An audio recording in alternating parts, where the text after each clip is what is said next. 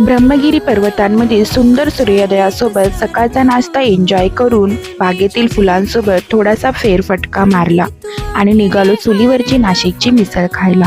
जाता जाता वैतरणा डॅमवरती थोडेसे फोटोशूट केले आणि निघालो पेरूच्या वाडीला।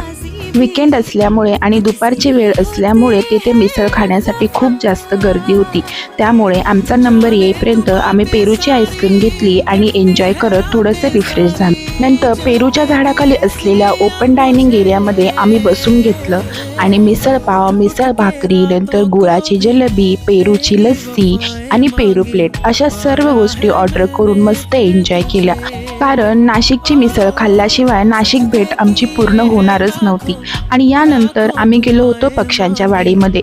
आंध्र प्रदेशची पुंगनूर गाय हे पक्ष्यांच्या वाडीमधलं सर्वात मोठं अट्रॅक्शन होतं।